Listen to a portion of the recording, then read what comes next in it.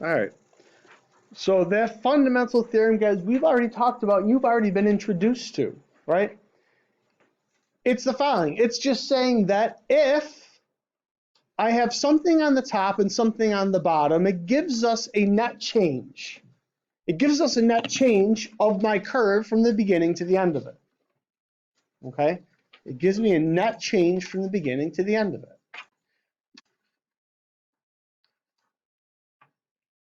How do we go about finding that net change? Well, if I say net change, what do we typically do?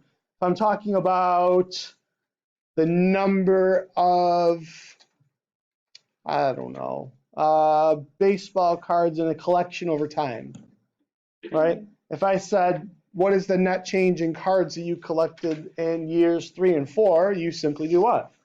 Subtract, right? And that's all this is saying. It's saying the fundamental theorem of calculus says if I integrate a function and then use that idea where I take the top and the bottom and I subtract them, I'm going to get the net change of the function on that interval of space, right? Now, we talked about that in terms of being an area, right? Well, it's also a net change of the function over time, okay? So here's what we're going to do. We're just going to sort of practice this skill ad nauseum for the next day and a half or so, okay? Taking integrals, all right, and then finding the actual values of the change, okay? To go a little further, Trevor, beyond that, we're going to start looking at some really, really interesting theorems that are going to be used using this fundamental theorem, okay? So lots of different things we're going to be looking at. E to the x minus 3. Integral is e to the x minus 3x. Okay, so we talked a little bit about some notation, okay? First thing about notation is when I write the actual integral, I like to put it in a set of brackets. And then what I like to do at the end is I like to put an unclosed bracket like that with the parameters of my integral, with my lower and upper. And again, we're really just sort of formalizing all this because we've already talked about it a little bit. Now what am I going to do? I'm going to take the 3 and plug it in to get a result. Take the 1 and plug it in to get a result, and then take the difference of the two results, right? So if I plug in the 3,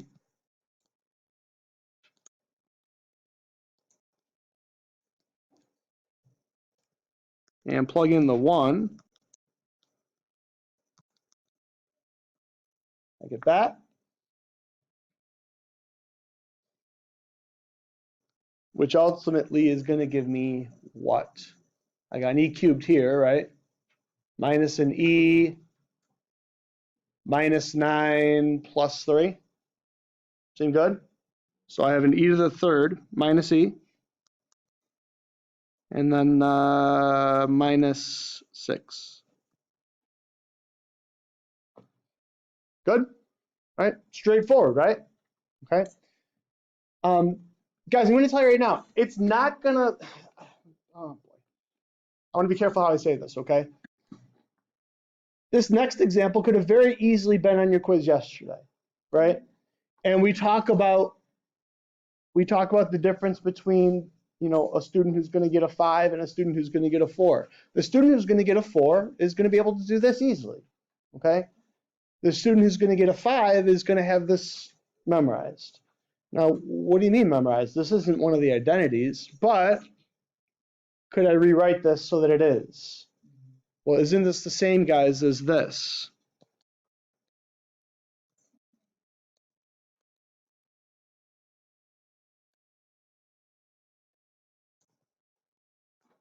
Isn't it the same as that? So what did that ultimately allow me to do? It allowed me to create a constant multiplier problem, right? So this 2 is going to come out in front of the integral of this. And what is the integral of this? Inverse of sine. Yep, this is one of our special cases. So this is the same, come on. The same as 2 times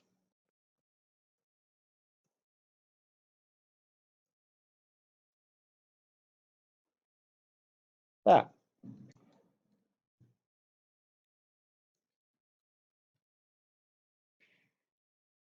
All right, what's that the same as? 2 times. All right, so what is, now guys, you got to remember what some of these things are, right? This is what I mean. These are all the things that sort of get thrown into the mix. So we know we're going to plug in a half. We know we're going to plug in 0. We know we're going to take the difference, right? So it's going to be 2 times sine inverse of a half minus sine inverse of 0. What's the sine inverse of a half? What angle gives us a half for sine? 30 degrees. Now remember, calculus doesn't know degrees. Pi over 6. So this is the same as 2 times pi over 6 minus, what value of sine gives me 0?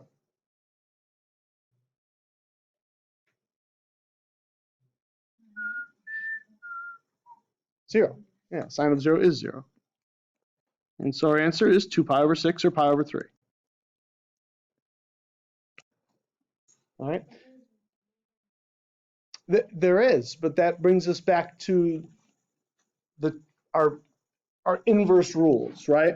When we're talking about inverse rules, and if I ask you for inverse of sine or tangent, you always give me values between negative 90 and 90. Inverse of cosine, always between 0 and 180, right? So anytime, guys, this goes back to your Algebra 2 class, okay?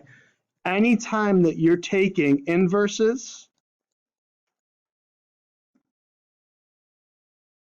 you're always going to give me results for sine inverse of x and tangent inverse of x. The domain is always negative pi to pi. And cosine, the result is always something between 0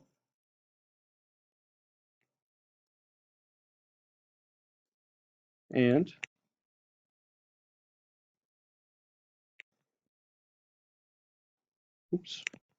pi.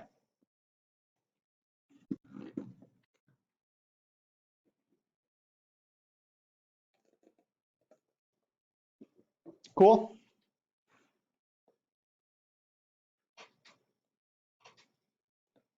All right, again, we look at a problem like this, we got to think about our options, guys, and this is where you kind of, from what I looked at, right, haven't graded anything yet, but this is, a problem like this, we got to think about what are the non-calculus things I can do to make this easier.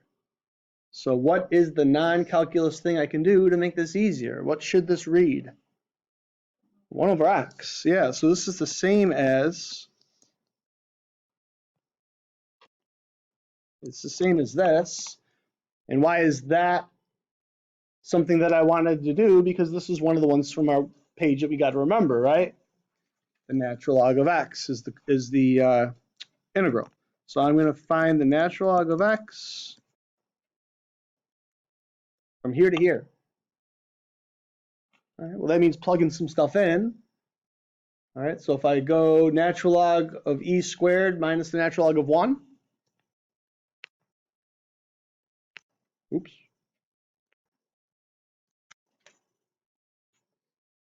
And this is where, guys, this right here, right, is where the AP starts to sort of mess with you, okay?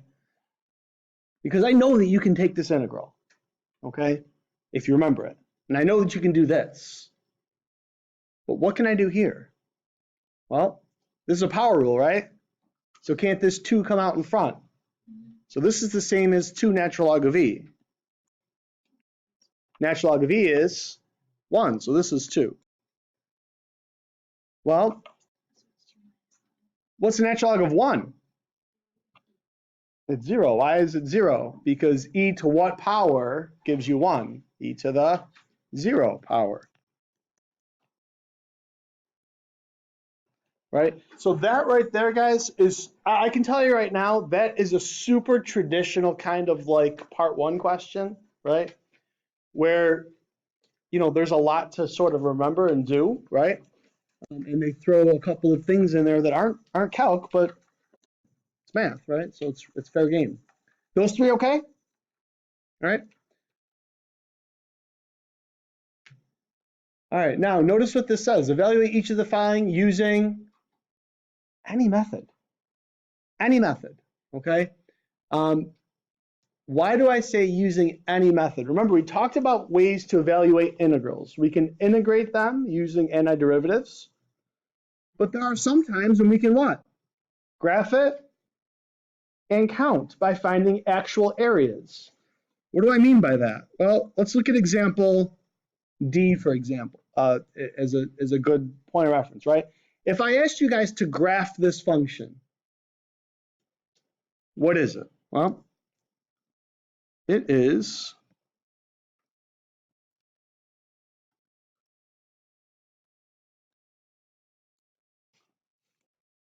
well, it's a line, right?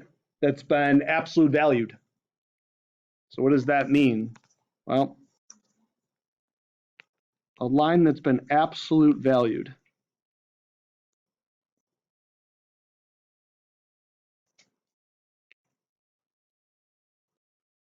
You guys agree that that's that? To absolute value that, what do? I take this portion down here and I what? I reflect it, right? So if I absolute value that, it looks like this.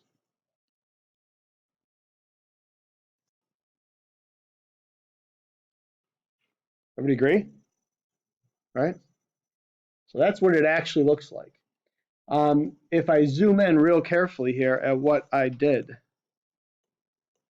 what's the actual root of this thing? Where does this cross the x-axis? Or where does it intersect the x-axis? At a half, right? It's when this equals 0. All right, so it's at a half. So isn't this a pretty easy one to calculate areas on? I want to know the net change, or so I'm going to use that phrase now a little bit, okay? I want to find the net change. I want to find the area. I want to find the values between 0 and 2. Well, between 0 and a half, it's positive, right, because it's above. And from a half to 2, it's positive because it's above as well, right? So if I wanted to actually just calculate the areas, this piece right here, let me see if I can do this in a different color. I'll do it in black. This piece right here is a triangle that has dimensions of what? 1 by a half. So the area is going to be 1 times a half times a half, right? Because that's the formula. It's a half of base times height. Okay. Plus, all right, now I got this one. Boom, boom. How wide is this thing here? 1.5, right? How tall is it? Well, at 2, where am I? 3. Yeah, so it's 3 high and it's 1.5 wide.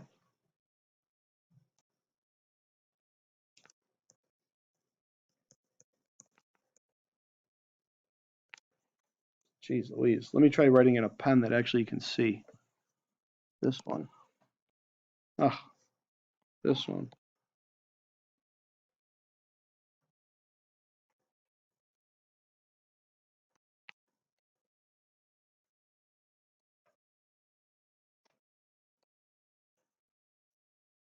There we go.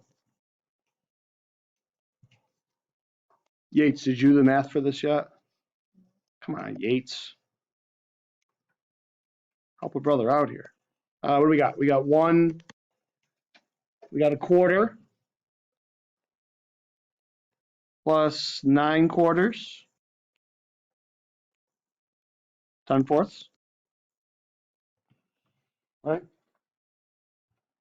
And that's one that I would definitely recommend. Why not? It doesn't take that long to do. Pretty simple one to do also, right? So any method, right? You can do it any way I want. That's a great way to do it.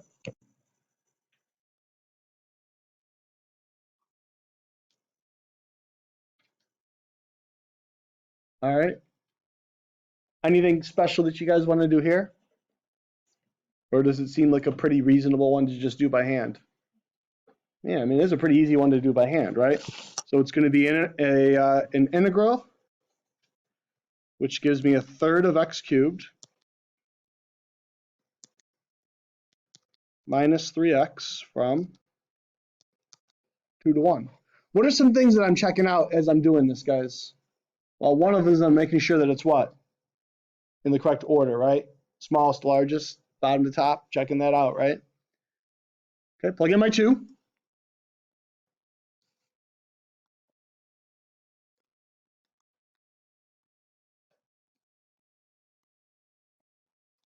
And then plugging in my 1.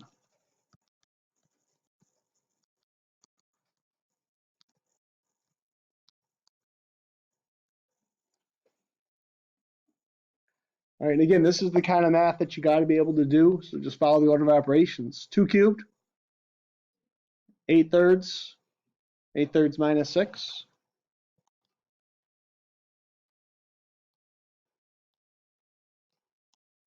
Minus 1 cubed times a third minus 3. So a third minus 3. I don't like fractions. What does everything here have in them?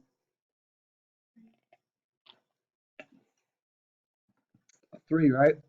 Can I just multiply everything by 3 to fix this or no? Am I allowed to do that? I'm hearing some people say yes. So what is what's a half? Actually, let's use this. What's a quarter plus 3, 4? What's a quarter plus 6/8? What does that give me? That gives me 1, right? Because isn't this the same as what? 3/4, right? So this gives me 1. So under the premise, right, I should be able to multiply everything by what to get rid of the fraction? You guys are saying I can do this, right? Well, if I did that, what would this become? 2 plus, it doesn't work because there's what? Not two sides. It's not a what? It's not an equation. Yeah. So just be aware of some of those rules, guys. So I wanted you to think about that because a lot of people will look at this and say, oh, I can get rid of the fractions by just multiplying everything by 3. But remember, that only works with an equation. Okay. Yeah, I would just make everything in terms of thirds, right? So this is 8 thirds minus 18 thirds.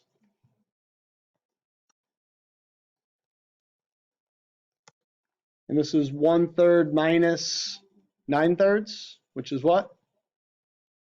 Negative 8 thirds.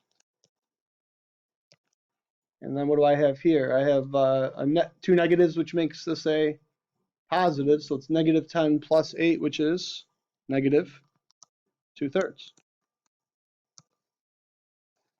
All right. Again, I hate to give you that bad news, but that is something that you're going to have to be able to do by hand. Okay. They will expect you to do that. Talk about reasonableness of the answer. Is the answer reasonable? What would you do to determine if it's reasonable?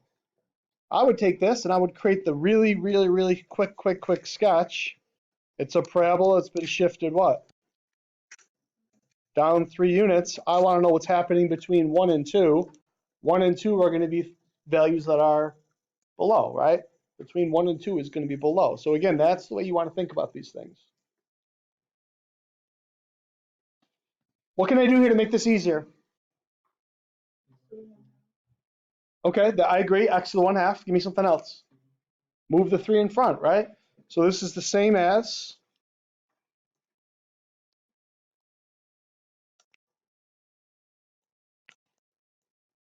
that, right? Constant multiplier rule. All right, so easy one to differentiate, right? Not a difficult one. So add 1 to the power and it becomes 3/2. What do I have to put in front so that I have nothing? 2/3.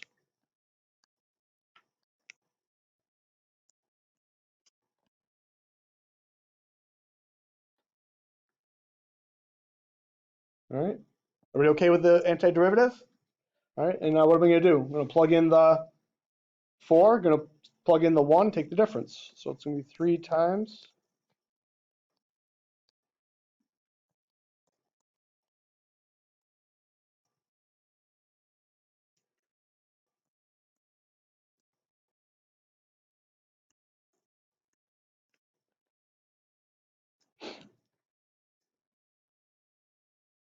Okay? What do I do with these power? How do I evaluate this by hand, guys? This is what? This is 4 cubed and then take the square root, or it's what? The square root of 4 and then cube it, right? So what's the square root of 4? 2. 2 cubed, 8.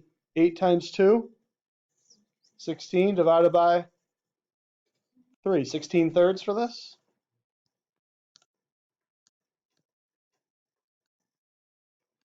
Minus, all right, 1 to any power? 1 minus 2 thirds times negative 2 thirds, right?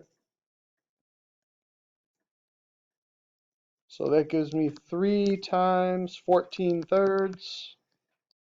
3 times 14 thirds is just 14.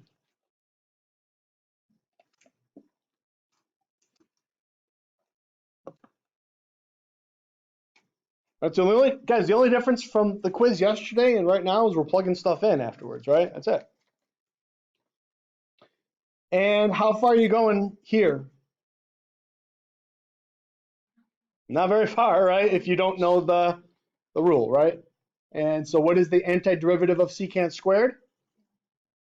Secant x tan x, right? Is it secant x tan x, or am I wrong? Secant squared is, oh, sorry, tan of x. Sorry.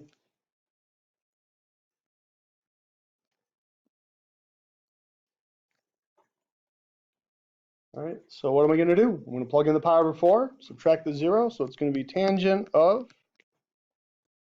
pi over 4 minus tangent of 0. What's tangent of pi over 4?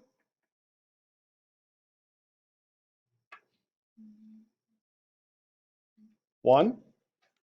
Tangent of 0? 0.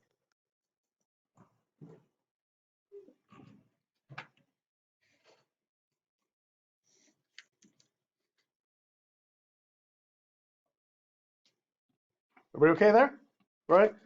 Guys, again, if you're having trouble with any of these, the trouble is probably not, again, I'm being presumptive here, right? But the problem is probably not the calc.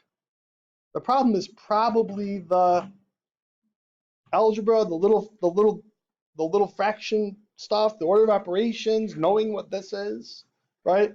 Those are the things that are going to kind of mess you up. It's not really the calc so much here. Find the exact value of this. Okay, guys, if you're looking at that and like forget this, throwing your pen down, that's probably okay. But again, it's looking at this thing and understanding that we can make it an easier problem. Okay. Remember, when I have pluses and minuses, I can separate this into different integrals now, right? So I can take the integral of this and then the integral of this and then the integral of this separately. Okay. So if I take the integral of this separately, don't you guys agree that the 10 can come out in front as a constant multiplier? Fair to say? Do I really need to do that in this one though? Like, what's the power of this going to raise to be? 5, then what's going to go in front? Yeah, so 2x to the 5th is going to give me the integral of this. Guys, the reason that I use a constant multiplier is to make the integral easier, right? In this case, it might even be easier to leave it. Agreed? If I didn't leave it, I'd have fractions I'd have to deal with now, right? Yeah, so again, it's trying to find the best scenario for the problem. I'm going to leave it. So I'm going to have this. I know that this part is true.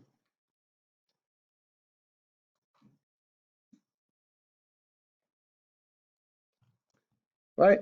So this part is taken care of. What did I write? Thank you. That part is set. All right. Now, we're going to subtract. Well, what are we going to subtract? We're going to subtract the integral of this thing. Okay. Guys, talk to me about this. Well, it's the same as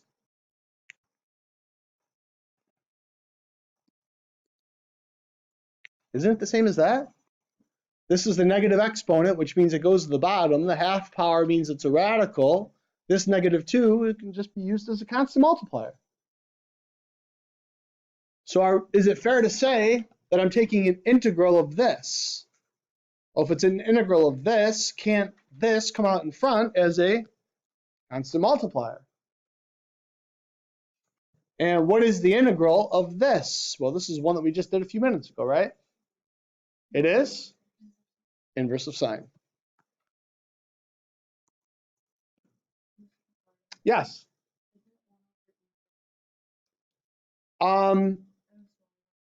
We'll get to that. Right now, I'm just writing it out. We'll get to that part. Okay. Last portion is this, and do you guys agree that I could rewrite this portion as what? As that, right? So what is that going to give me? It's going to give me another constant multiplier times the integral of that. What's the integral of that? Natural log. So I have minus, actually, hang on, I'll do this.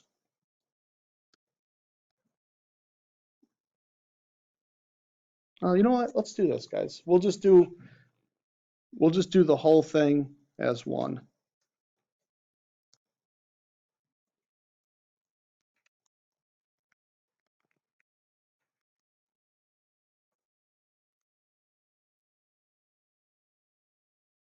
There we go. We'll just do it as one. Hardy, but I want to make sure you got that part, because that part I may have just made confusing for you. Let me go through that and make sure you're okay. Ready? You good with the first part being this? You're good with me separating these into two different things, this being one and this going to the bottom and being made into a radical because it's a half? Are you okay with the inverse of this? I'm sorry, with the integral of this being sine inverse because that's from our chart? Negative 5 over x is the same as negative 5 times 1 over x. Negative 5 is a constant multiplier, and the integral of this is the natural log of the absolute x. Cool? All right. We're evaluating all of that on this range of numbers. Now, here's the deal. We want to evaluate things, Yates, from, typically speaking, from a higher to a lower, right? A higher to a lower is going to give me a what? Well, it's going to give me an area of a curve from the lower bound to the upper bound. Fair to say? This just says to find the exact value of this. Do I care if the exact value of this is positive or negative? Does it matter? No, it's just an integral, right? Remember, there are two separate questions. Question number one, find the value of the integral. The value of the integral could be positive or negative. Separate question number two, find the area under the curve. I want the area under the curve, the negatives have to become positives because I can't have an area that's what? A negative value. Okay? So in this case, it really doesn't matter if the top and the bottom have a lower or a higher number. It's still going to have an evaluation tool by plugging it in. Positive or negative makes no difference. Got it? So, are we okay with this being the integral? So all I'm going to do is plug this in, and subtract. Now, I say that, as all I'm going to do. It's going to get ugly, but that's all we're going to do, okay? So I'm going to have 2 times this to the 5th power.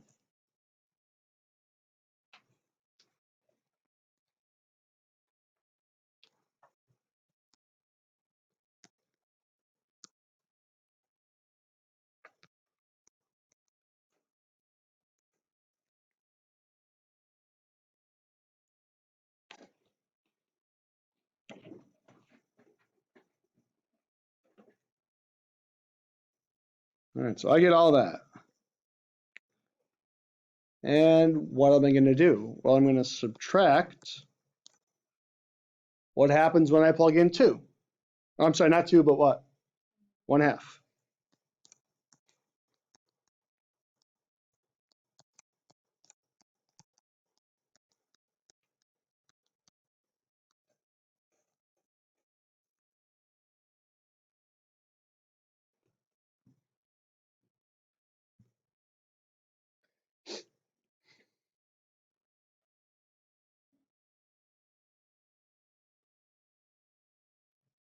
Guys, anything we can do here to make this a little bit better.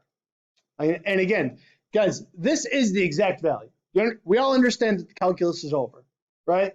We're out of my classroom, we're someplace else, okay? And that's, if it's a part 2 question, darn right. But if this is a question that's within a multiple choice question, and that's not one of my choices, I either made a mistake or I need to reduce it more, right? And there's, guys, I'm telling you right now, these are the kinds of things that will mess you up, which is why when you're taking tests, you get frustrated and you get sort of tripped up on multiple choice questions. But that this is something that you could see, right? So what are some things that we can do to make this look prettier? Well, what's 1 over e to the 5th power? Well, it's 1 over e to the 5th, right? So isn't it 2 over e to the 5th? Because this is 2 times this. So I could do that. All right. There's my first term. That looks a little nicer. Do I really know the inverse sign of 1 over e? No. There's really not much I can do there.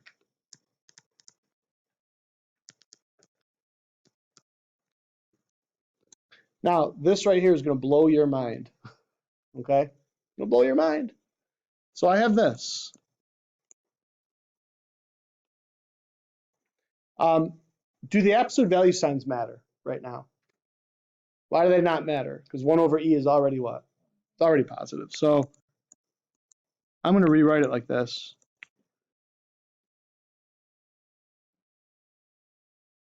Do you now see what you can do?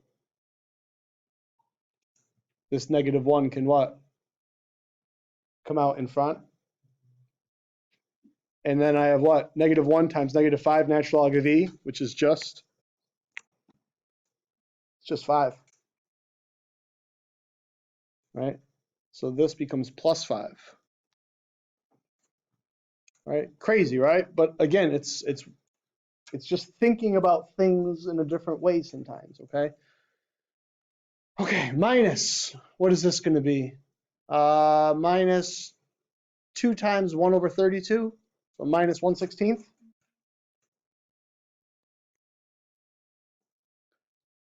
Plus 2 sine of a half, but what sine of a half? You guys said it was pi over 6, right? So plus 2 pi over 6 is plus pi over 3. And this is going to be what? Plus 5 natural log of a half.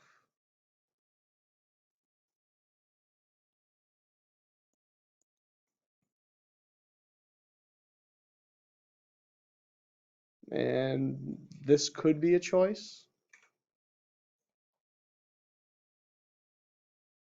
Oh, you know what else I could do, guys? No, it wouldn't really make it any better. Forget it. It wouldn't make it any better. I could do what? I could put this 5 up here, right? I could make this the natural log of 1 over 32 if I wanted to, right? That's something I could do. Yep. I could combine some of these things. I mean, there's lots of things that I could do. I'm just wanting to share some of them with you guys, okay? Cool? All right. We're doing this all for a reason again, guys. You got to understand this, okay? We're going somewhere, okay? And you're starting to see some of the tools come together, okay? But there's a reason why we're doing all this. Same reason why we did derivatives. We're getting somewhere with it. Find the area bounded by this parabola from y equals 0, x equals 0, and x equals 3.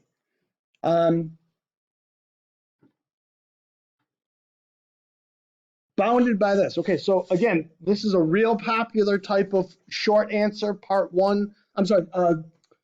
So one of the things you're going to notice, guys, as we start looking at examples is that they're going to give us multiple parts on a lot of the part 2 questions. So they may say part 2, question 3, part A, B, and C. Okay, this is a real popular, like part A of a part 2 question. Okay, so worth probably 2 to 3 points. So what do I have? I have a parabola that's been what? Shifted down 1 unit. So fair to say that that parabola looks not kind of like, but practically exactly like that, which is terrible, but you get the idea.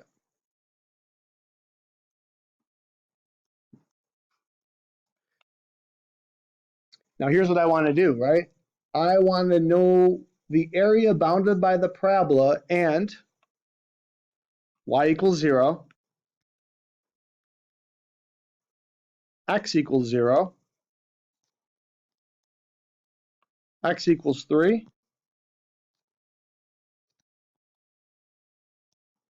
and the function itself.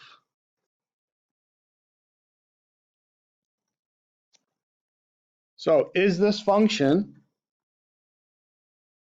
bounded in here by some of that? Is the function bounded by those restrictions? Yeah, well, I got a little piece right here, and I got a little piece right here. Agreed? So there are two different ways that I can write this down now. Way number one is I want the area from 0 to what? 0 to 1. But the problem is what's going to happen when I calculate the integral? It's going to be negative, right? So I can either do this,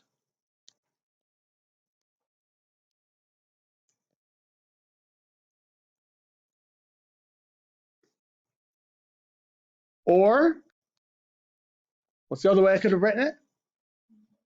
0 this way, right? Then what do I have to do? Regardless, in both scenarios, I have to add the part from 1 to 3, right?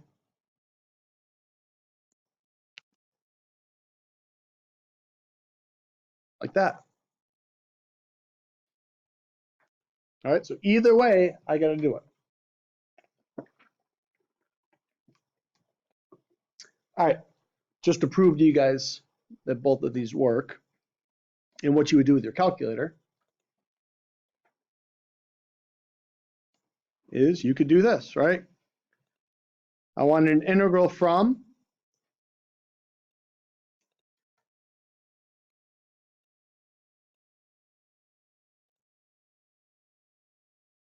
it was x squared minus 1, right?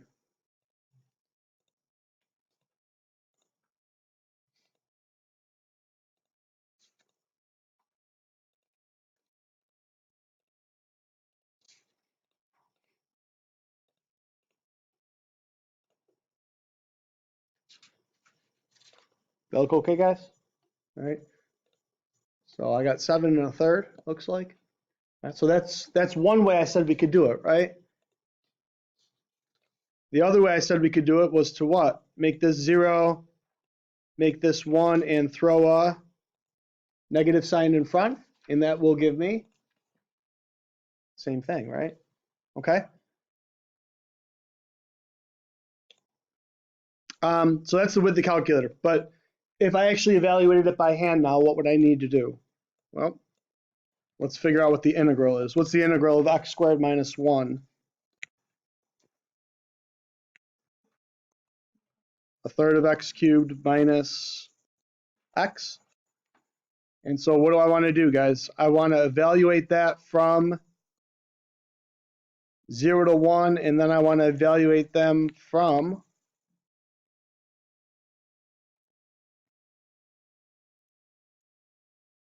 3 to 1. And if I add those two pieces together, I should be good, right? Is everybody cool with why these two numbers are flipped? Okay. So if I plug in the 0, what do I get? Plug in the 0 here, and I get 0. Plug in the 0 here, and I get 0, right? All right, plug in the 1. What's a third of 1 cubed? A third minus 1. What's that going to give me? A third minus 1 is negative 2/3, but make it negative, so it's positive 2/3.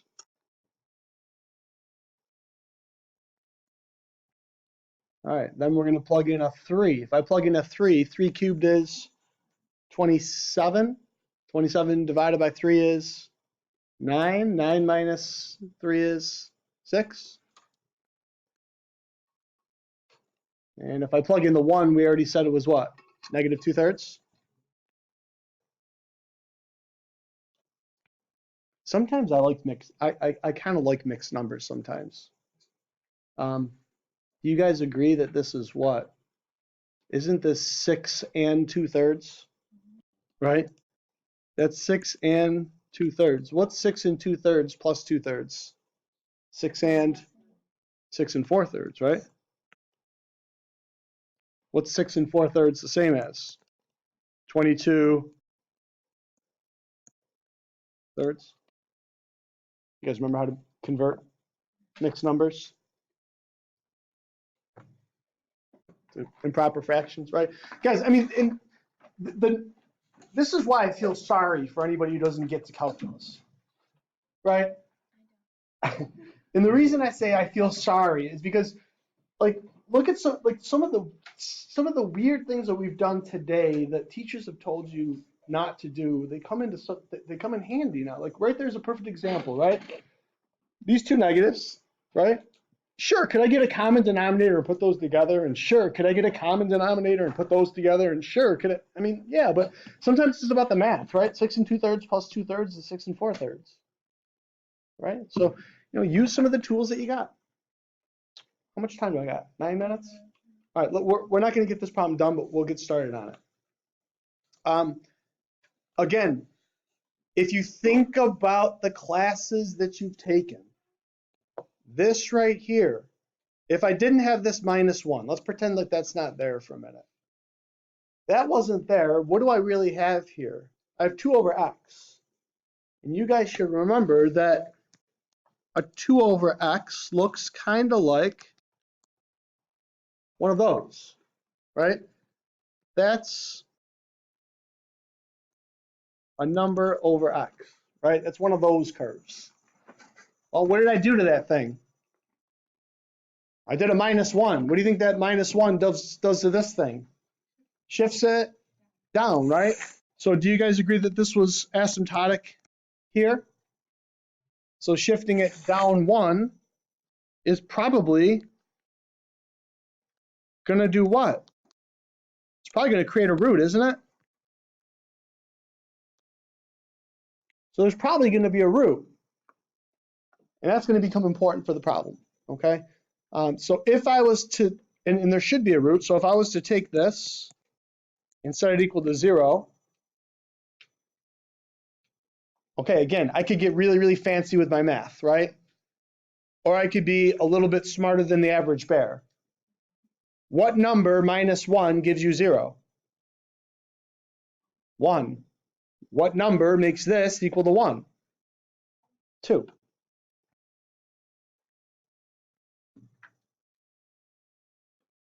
So that's the root. So right away, this is what I know. I know that I have a graph that looks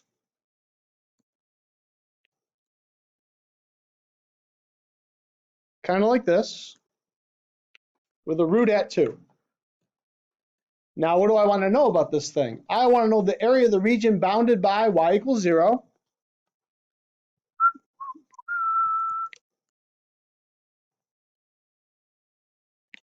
The curve, x equals 1,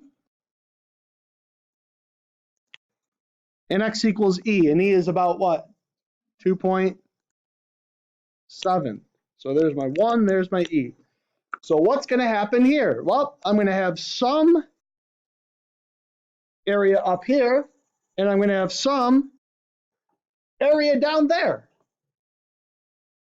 So what's going to wind up happening? Well, from 1 to 2, I want the integral of this. From 2 to e, I want the opposite integral, right? Because that one is below the curve. And this one asks me for a what? Area of a region, okay? So what does that integral look like? From 1 to 2,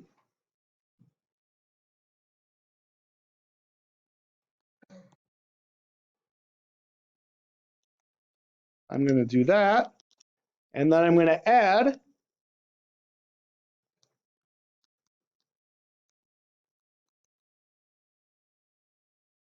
that. And what do you notice, guys? How did I write this? With the bigger number where? On the bottom. And why did I do that? Because this is a negative area, right? So notice that I flipped due to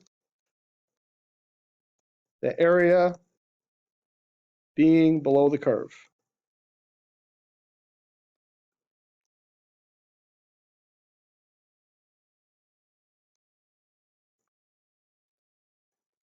I flipped due to the area being below the curve.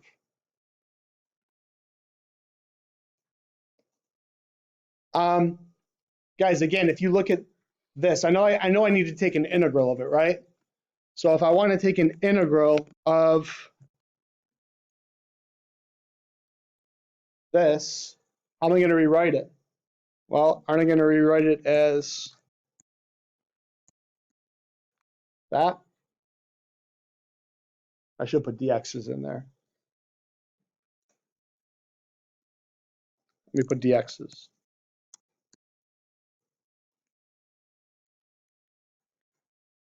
So everybody said, see what I did right there, right? I took the 2, it comes out in front. This now becomes a 1 over x, and I separated it. So it's the integral of this, which is what? Natural log absolute x, right? Because it was 2 over x minus 1. So that's why I put the 1 over here, just to make it 2 separate ones. Just to show I could do it that way, Hardy. I don't have to, I could though. Minus x. And I'm going to evaluate this now what? On these 2 separate integrals, right? And that's where we'll pick it up. I want to stop, guys. I'm a little tired. That's where we'll pick it up, okay?